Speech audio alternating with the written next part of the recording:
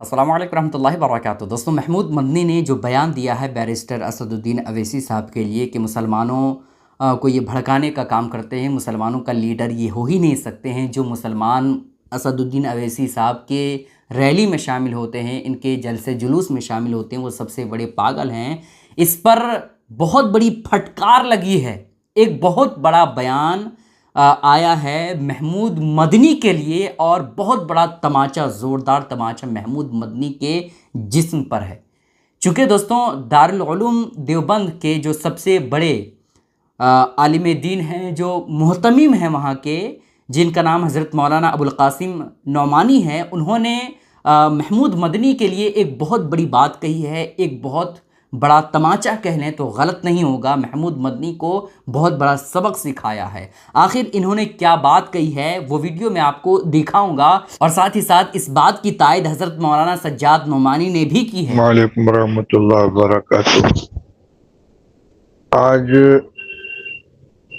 مولانا محمود مدنی صاحب کے انٹرویو کے سلسلے میں میرے نام ایک میسج سب سے پہلے غالباً یوسف صاحب نامی کسی صاحب نے بھیجا تھا، اور اس کے بعد اس کلپ کی کاپی میرے پاس 50 نمبر سے آ چکی ہے اور مسلسل آ رہی ہے۔ چونکہ اس نے مجھ کو مخاطب بنایا گیا ہے، اس لیے میرے لیے اس کی وضاحت کرنا ضروری ہے۔ یہ مجھے معلوم نہیں کہ یہ کسی پرانے انٹرویو کی کلپ اس وقت شائع کی جا رہی ہے، یہ کوئی نیا انٹرویو ہے۔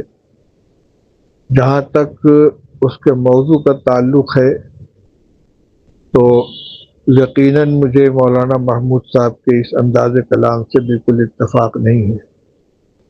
نظریاتی اعتبار سے کسی سے اختلاف ہو سکتا ہے، لیکن اپنے اختلاف کے اظہار کا طریقہ مناسب ہونا چاہیے، اور خاص طور سے اس وقت جب کہ مسلمان دو مسئلوں کی وجہ سے انتہائی تشویش میں اور تکلیف میں ہیں۔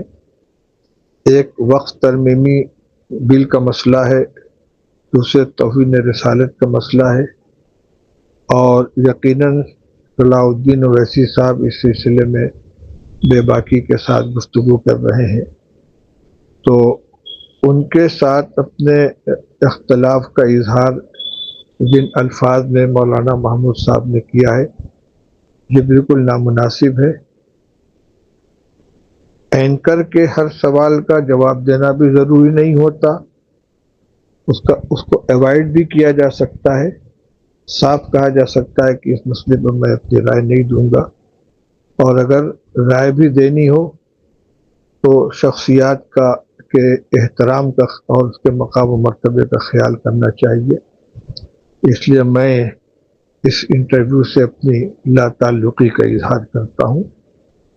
جہاں تک تعلق ہے ان کی علمی صلاحیت یا ان کے شورا کی رکنیت کا، وہ مسئلہ الگ ہے، اور اس کا تعلق تنہا میری ذات سے نہیں بلکہ پوری مجلس شورا سے ہے۔ اس لیے میں اس مسئلے پر کوئی تبصرہ اس وقت نہیں کروں گا۔ بہرحال جو ہوا یہ مناسب نہیں ہوا ہے۔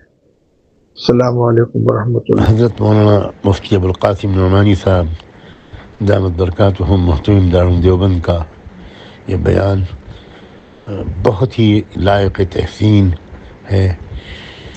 انہوں نے واقعی دارالعلوم کی قیادت کا کہ منصب کی ذمہ داری کا حق ادا کیا۔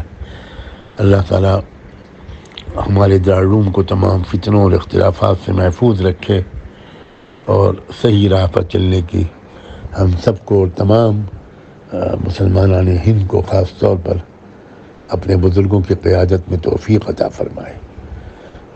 بہت ہی ممنون ہیں ہم سب۔ سخت انتشار کی کیفیت تھی، لیکن انشاءاللہ اب بالکل انتشار ختم ہو جائے گا، اور ہمارے اکابر کا موقف بالکل واضح ہو جائے گا۔ جزاکم اللہ۔ میں سجاد نعمانی ہوں۔ ایسے عالم میں جب مسلمانوں کو ہر طرح سے توڑا جا رہا ہو، ہر طرح کے ظلم و تشدد مسلمانوں پر ہو رہا ہو، ایسے عالم میں اگر امتیاز جلیل صاحب اور بیرسٹر اسد الدین اویسی صاحب کی طرح اگر کوئی کھڑے ہو کر کے مسلمانوں کا ساتھ دیتا ہے تو اس جیسے لوگوں کے لیے یہ کہنا کہ یہ مسلمانوں کو بھڑکانے کا کام کرتے ہیں، مسلمانوں کو برباد کرنے کا کام کرتے ہیں، یہ ایک طرح سے بہت بڑی نادانی اور بیوقوفی ہے دوستوں جو محمود مدنی نے کی ہے۔ محمود مدنی کو چاہیے کہ بالکل معافی مانگے اور اس بیان سے رجوع کر لے تاکہ جو سارے مسلمان اس بات سے ناراض ہیں وہ بالکل اپنی حالت پہ آ جائیں اور سب لوگوں کو پتہ چل جائے کہ جتنے بھی مسلمان بڑے بڑے لیڈر ہیں وہ سب ایک ساتھ ہیں، ایک جٹ ہیں۔ آپ اس بارے میں کیا کہیں گے ہمیں نیچے کمنٹ کر کے ضرور بتائیے اور اس کلپ کو زیادہ سے زیادہ شیئر کیجیے گا۔